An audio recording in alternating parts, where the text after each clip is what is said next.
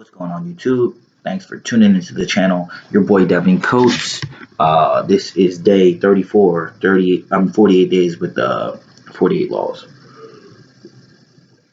Okay, law 34. Be royal in your own fashion. Act like a king to be treated like one. Judgment. The way you carry yourself will often determine how you're treated in the long run. Appearing vulgar or common will make people disrespect you. For a king respects himself and inspires the same sentiment in others.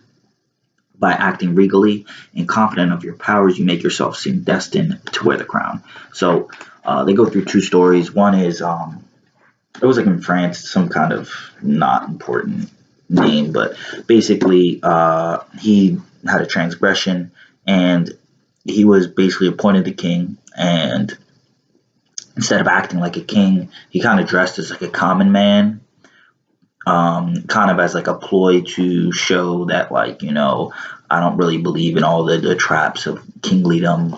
So he didn't wear the crown, he didn't wear like a scepter, he didn't have all that shit. He just wore like a gray hat and umbrella, and it kind of disenchanted people because to the higher ups and the nobles, they felt like, dude, you're kind of making us look bad because you're like trying to be up in our status range, but you're not reflecting it. And then to the citizens, it made them kind of feel uncomfortable because it was like you're trying to like kind of put this ploy out that you are like us when you're not, and you're trying to blur the lines when we know that you live a different life. And long story short, it just really didn't work out for him because all of that disrespect led to revolts, and then in revolts he tried to change up some of his political affiliations. And then when he did that and he tried to concede a little bit but not totally, basically the people were like, all right, we can kind of push this guy around. Then they turned to really like a real revolution, and then at one point they just surround him and just tell him like, dude, you got to go, and he leaves, never to be heard of again. Now, observance of the law that was a little bit better was Christopher Columbus. So basically he kind of creates an elaborate story during his life that like he was like the descendant of like Constantine or Constantinople or something like that. But he just creates all of this, basically just lies about himself, but he just carries himself with this air of confidence. So he goes and he's asking people basically to make that trip to, he's trying to go to India, but he ends up making it to Americas. But he puts like crazy terms of like he wants for life all of his descendants to be forgot what he called it, something of the sea, being like the navigator of the sea. He wanted to have a certain percent of all the riches that were found, and he'll put it in the name of the king. But the crazy thing was he had no qualifications. He wasn't a sailor.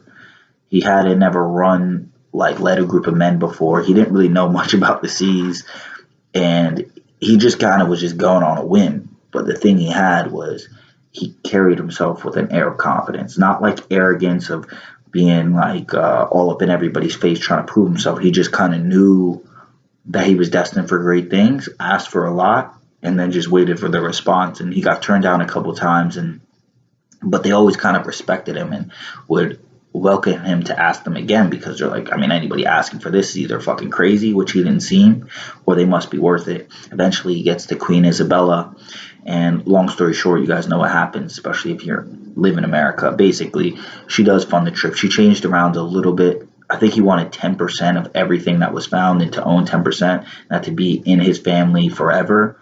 If he did that, he would be literally like, his family name would be one of the wealthiest on the planet, but she kind of removes that. But basically, she allows him to do it, and he has subsequent missions, even though he kind of messes up. Like when he didn't find India, he mistakes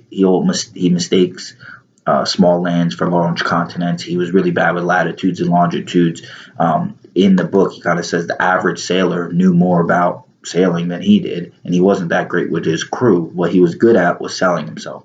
He was very good at selling himself on being worth it and explaining it to other people that they believed that he was destined to make this happen.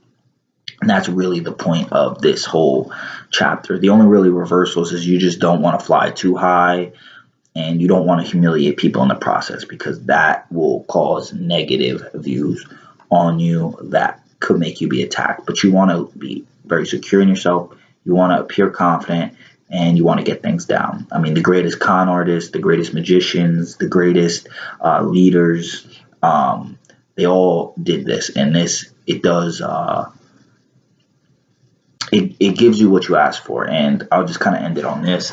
I mean, there's a concept of the self-fulfilling prophecy, and I learned about it in communication a lot in college. But basically, the whole idea is that, you know, when you talk about something happening, and you talk about yourself and carry yourself in a way that, you know, you believed you're destined for great things, then other people treat you like you're destined for great things. Then you take that and in turn believe that you're actually destined for great things, and then take actions in accordance with those great things, that you're kind of getting this two-way communication about what you're destined for, and then you actually create the prophecy. So self-fulfilling prophecies are a result of stuff that's called the mirror effect, because you're sending out an image of how great you are, other people are mirroring that back to you, then you're internalizing that, and then continuing to do more actions that represent